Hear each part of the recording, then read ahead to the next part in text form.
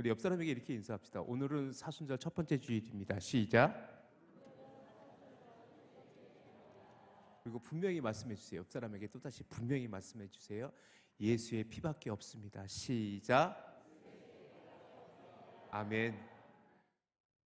내가 구원받는 이름. 나를 하나님의 은혜로 자녀 삼아 주실 그 이름은 예수의 피밖에 없고 예수의 이름밖에 없습니다.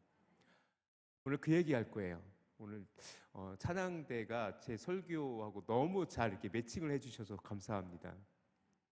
우리 설교 제목을 읽어보실래요? 설교 제목이 없네요. 시작.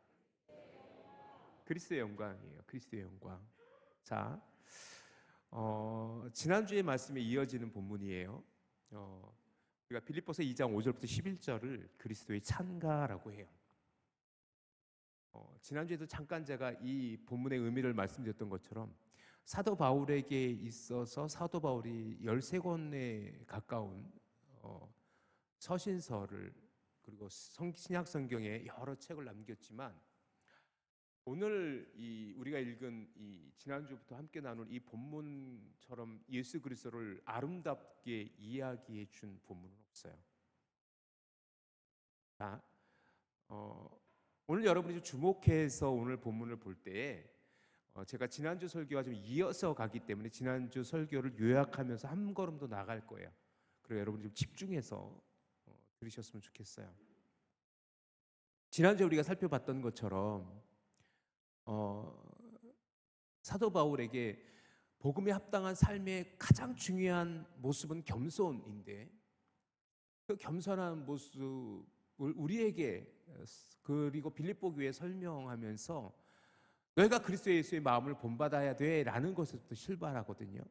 자, 우리 5절 말씀 우리 같이 한번 읽어봅시다. 5절 시작.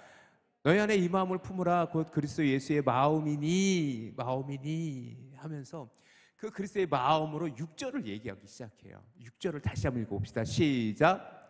그는 그만 하나님의 본체시나 하나님과 동등됨을 취할 것을 여기지 아니하시고 이래 돼 있는 것처럼 여기서 주목할 것은 우리가 지난주에도 함께 나누었던 것처럼 하나님의 본체라는 의미는 뭐예요? 그분이 하나님이셨다는 얘기예요.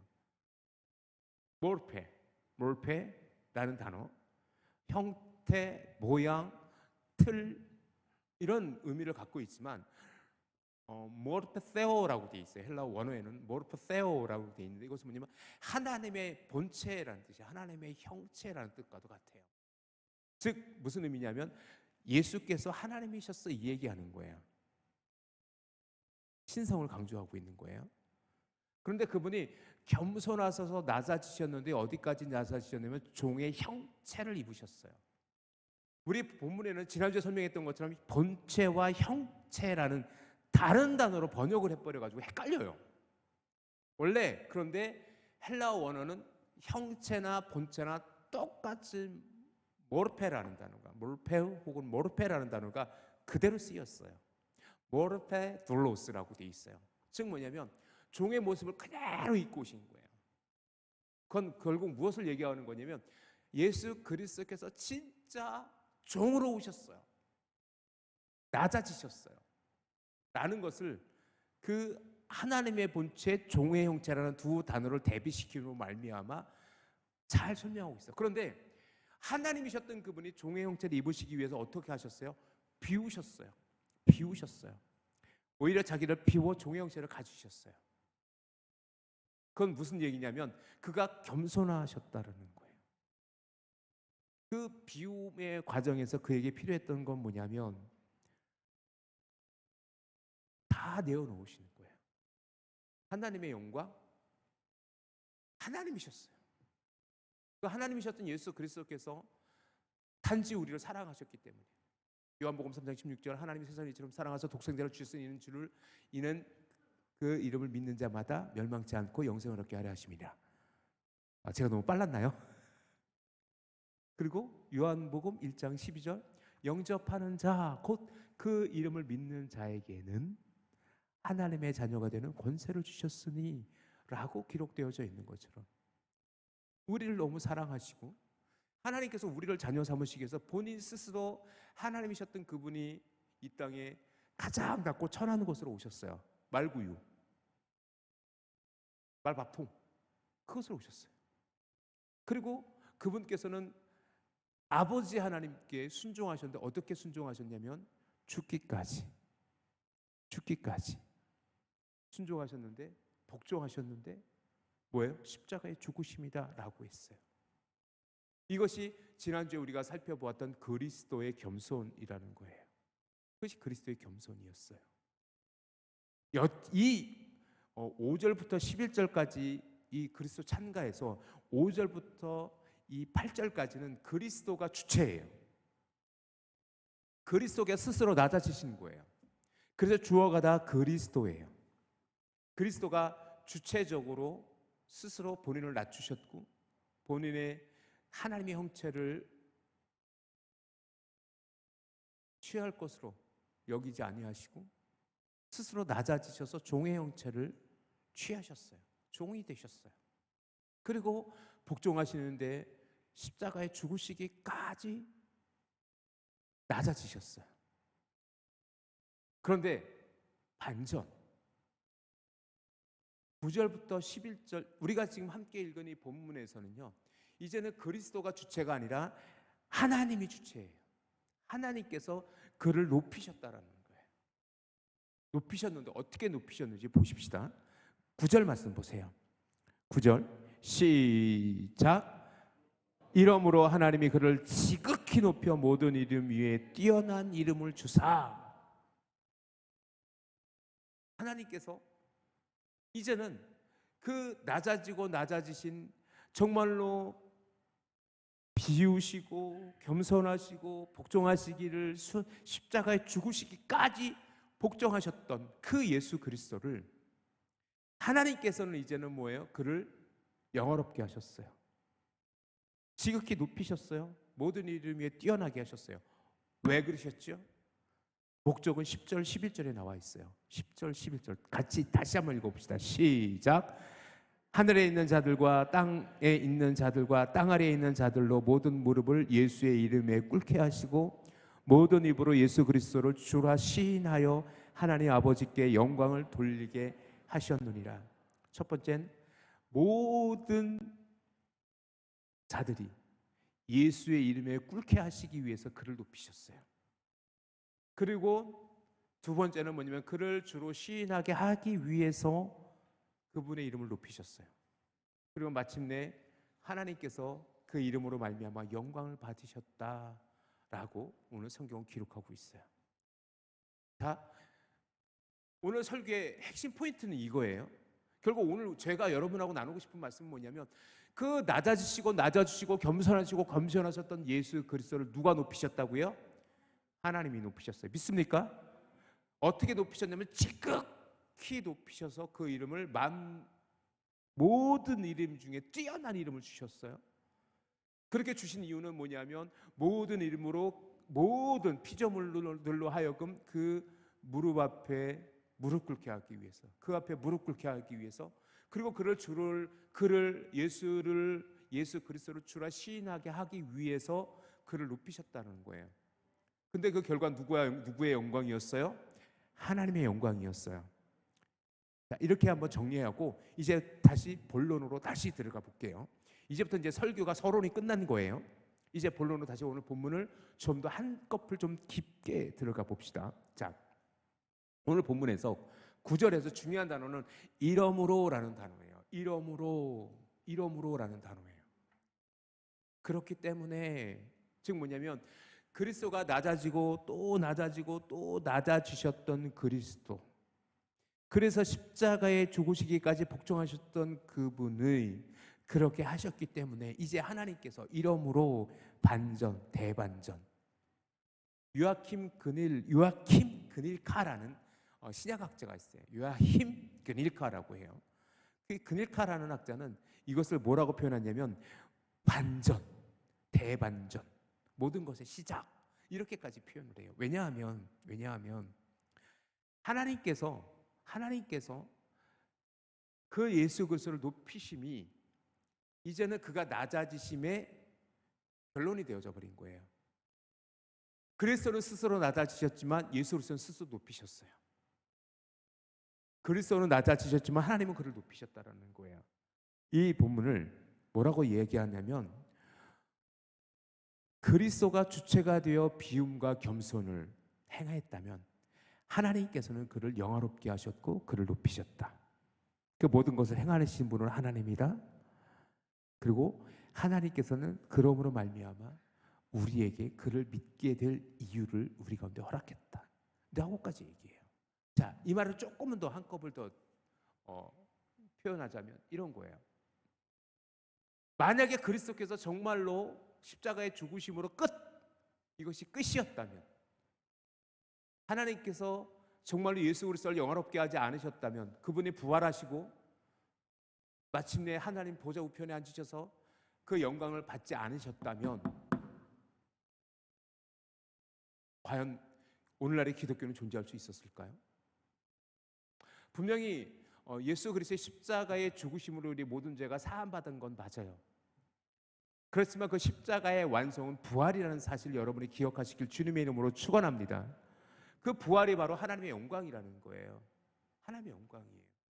그런데 그 낮아지신 예수 그리스도를 스스로 높이신 게 아니라 하나님께서 그를 높이셨어요. 하나님이 높이셨어요. 자, No cross, no crown이라는 단어가 있어요. No cross, no crown. 십자가 없이는 영광도 없다는 얘기예요. 마찬가지예요. 우리가 스스로 높아지려고 하고 우리가 스스로 높은 자리를 차지하려 하면 그것은 교만이에요. 그것은 교만이에요. 예수님께서도 분명히 너희가 잔치 자리 가서 높은 자리에 앉지 마라. 너희가 끌어잡아 내림을 당하면 그것만큼 수치스러운 것이 없겠느냐. 너가 낮은 자리에 앉으면 그 주인이 너를 존귀할 거다라는 말씀을 하신 것 여러분 기억나시죠? 똑같아요. 예수 그리스도께서는 스스로 낮아지시고 낮아지셨기 때문에 하나님께서 그를 높이시고 높이시는데 모든 이름에 뛰어난 이름을 주셨다라는 것이요. 자, 그렇다면 하나님께서 그를 지극히 높이신 것은 어디까지 높여주셨던 걸까? 오늘 9절에서 그를 지극히 높였다라는 단어가 있는데 지극히 높였다라는 단어는 한 단어예요. 휘페르프소라는 단어가 쓰여요. 휘페르프소. 헬라어예요. 휘페르프소라는 단어가 쓰이는데 그 뜻이 뭐냐면 가장 높은 지위와 권위로 승격시키다, 최고의 위엄으로 승진시키다 이런 의미 있어요. 즉 뭐냐면 최고의 권위, 최고의 위엄, 최고의 자리라는 뜻이에요. 그런데 신약 성경 전체에서 그 전체 신약 성경에서 유일하게 휘프로세오라는 단어가 여기만 쓰였어요. 여기만 쓰였어요. 즉 뭐냐면 하나님께서 예수 그리스도를 높이시되 그 무엇과도 비교되어질 수 없는 가장 지극히 높은 위엄을 그 가운데 허락하셨다는 거예요. 그분이 지금 어디 계신 거예요? 지금 그분이 어디 계세요? 자, 우리 계시록 말씀 잠깐 볼까요? 계시록 7장 10절 말씀 한번 보세요. 자, 우리 찾아주실 거예요. 방송실에서 계시록 7장 10절 말씀 우리 같이 한번 읽다 왔어요. 시작. 큰 소리로 외쳐 이르되 구원하심이 보좌에 앉으신 우리 하나님과 어린 양에게 있도다 하니 그 하나님과 그 어린 양 누구예요? 그 어린 양이 누구예요? 보좌에 앉으신 어린 양 예수 그리스도 믿습니까? 그 예수 그리스도께서 그 곳에 계신 거예요. 그런데 모든 이름 위에 뛰어난 이름을 주셨대요. 모든 이름 위에 뛰어난 이름. 그러면 모든 이름 위에 뛰어난 이름은 뭡니까? 모든 이름 위에 뛰어난 이름은 누굴 것 같아요? 어떤 이름일 것 같아요? 여호와 하나님. 즉 뭐냐면 그 예수 그리스도는 원래 하나님이셨는데 그가 낮아져서 종의 형체로 십자가에 달려 죽으시기까지 복종하셨던 그 예수 그리스도를 하나님께서 다시 그 자리로 영화롭게 하셨어요. 그래서 모든 이름 위에 뛰어난 이름을 주셨어요. 그것이 뭐냐면 주라는 거예요. 우리 11절 말씀 가봅시다. 11절 말씀 모든 입으로 그리스도를 몰아시나라 주라. 주라는 단어가 쿠리우스 주님, 주라는 단어예요. 그런데 실제적으로 이 9절에서 모든 이름에 뛰어난 이름이라는 것은 뭐냐면 하나님의 이름이에요. 여호와라는 이름이에요. 여호와, 야훼라고도 발음되어져요. 우리는 지금 여호와라는 이름의 발음을 해요. 우리가 구약 성경을 읽었던 신약 성경들 하나님의 이름 여호와 이름이 나오면 그냥 여호와라고 발음을 해요. 그런데 유대인들은 발음을 해요, 안 해요? 안 합니다. 바부해, 요두해, 이게 거룩한 신성 사문자라고 해요. 이것을 구약성을 읽은 서기관이든 제사장이든 누구든 그 율법을 읽을 때 그 바부해, 요두해가 나오면 발음을 하는 걸 우리는 그 발음이 야훼, 여호와라는 발음으로 하는데 발음을 안 해요. 발음 기호가 없어요. 그리고 그들은 그 바부해, 요두해가 나오면 어떻게 하냐면 아도나이라고 발음해요. 아도나이의 뜻은 주라는 뜻이에요. 주라는 뜻이에요. 그렇게 유대인들은 그 이름을 거룩하게 여겼어요. 심지어 서기관들이 뭐 하는 사람들이에요? 성경을 쓰는 사람들이잖아요. 성경을 필사하는 사람들이 서기관들이에요. 그런데 유대인들 서기관들은 이 성경을 필사하다가 바부의 요두해가 나오면 그 거룩한 신성 사문자가 나오면 어떻게 하냐면 이제까지 쓰던 붓을 버려요. 그리고 새 붓으로 그 신성 네 문자를 써요. 그리고 그 붓을 다시 버려요. 그리고 새 붓으로 그 다음 글자를 써가기 시작해요. 그런데 더 대박인 건 뭐냐면 그 바부의 요두해를 쓰기 전에 그들은 다시 목욕제기해요. 성경 필사하기 되게 어렵겠죠. 그렇게 거룩하게 여겼어요. 자, 우리나라도 마찬가지예요. 우리나라에도 그런 문화가 좀 있죠. 지금은 뭐 부모님 이름 물어볼 일도 없지만 제가 어렸을 때에 어르신들이나 누군가가 부모님의 한자를 물어보시면 제 아버님은 함자가 윤자, 기자, 순자 쓰시는데 우리 아버지 이름 윤기순인데 이래요? 그러면 거의 뭐 상놈 취급 당해요, 그죠? 못 배운 취급 당하죠. 어떻게 해야 돼요?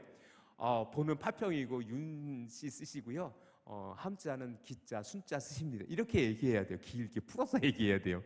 그죠? 함부로 아버님의 성함을 못 불렀죠. 그런 거와 똑같아요. 그런데 그 거룩한 이름, 그 모든 이름에 뛰어난 이름을 누구에게 주셨다는 거예요? 예수 그리스도에게. 그래서 그를 뭐예요? 하나님의 거룩한 이름처럼 그 이름을 주라. 아도나이, 쿠리에, 그 거룩한 신성 사문자처럼 그 이름을 하나님께서 예수 그리스도께서 주셨다라는 거예요. 그럼 왜 주셨을까? 거기에 대해서 10절을 이야기하고 있는 거예요. 이것이 그리스도의 영광인데 10절을 잘 읽어보세요. 10절 다시 한번 읽어봅시다. 시작. 하늘에 있는 자들과 땅에 있는 자들과 땅 아래에 있는 자들로 모든 무릎을 예수의 무릎에 꿇게 하셨다. 자, 베드로전서 5장 6절 한번 볼게요. 베드로전서 5장 6절. 베드로전서 5장 6절 한번 읽어볼게요. 시작. 그러면 하나님이 능하신 손 아래에서 겸손하라. 때가 되면 너희를 높이시리라. 그렇게 높이셨는데 바로 그 사도 베드로도 얘기했던 그 높이셨는데 어떻게 높이셨는가? 오늘 이 10절에 우리 성경으로는 번역되지 않은 단어가 하나 있어요. 희나라는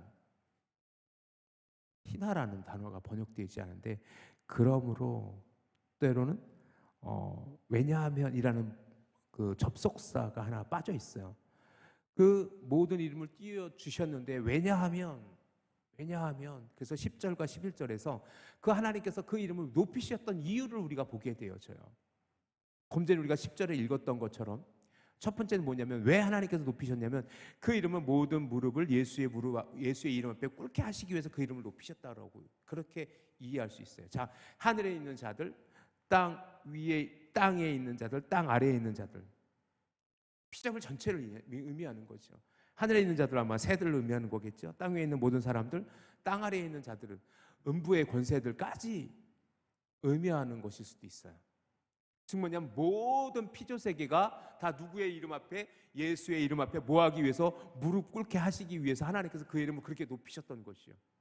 그러면 여기서 무릎을 꿇게 하다라는 의미는 무엇입니까? 왜 무릎을 꿇게 하셨을 것 같아요? 왜 무릎을 꿇게 하셨을 것 같아요? 무릎을 꿇게 하신 두 가지 이유가 있어요. 첫 번째 뭐냐면 승리의 선포입니다. 정치적인 복종이에요. 전쟁에서 시작. 전쟁에서 진 백성이 정복자에게 신하의 예를 갖추는 것을 의미한다. 즉 뭐냐면 실제적으로 예수 그리스도께서 십자가에 달려 죽으셨을 때 뭐예요? 아마 사탄마귀 악한 영들을 환호했겠죠. 우리가 이겼어.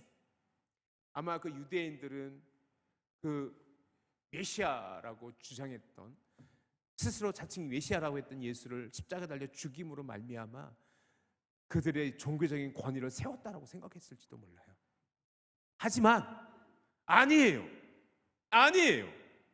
오직 하나님께서 그 이름을 높이심으로 말미암아, 부활의 영광으로 말미암아 그 이름을 영화롭게 하심으로 말미암아 모든 세상의 모든 피조물들이 그 무릎 앞에 무릎 꿇도록 그 앞에 복종하게 하셨다라는 것입니다. 이것은 무엇입니까? 예수 그리스도의 승리의 선포예요. 예수 그리스도께서 승리하신 거예요.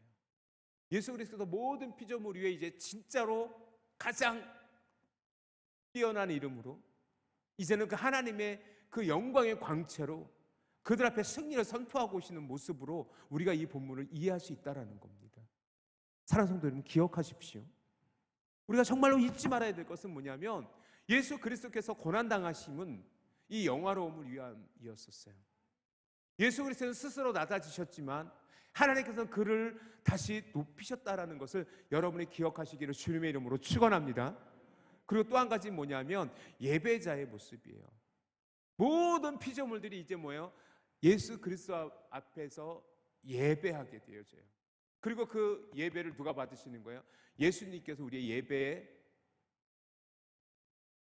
자리에서 영광 받으신다라는 것을 오늘 본문은 그 무릎 앞에 꿇게 하셨다라고 이렇게 표현하고 있는 거예요.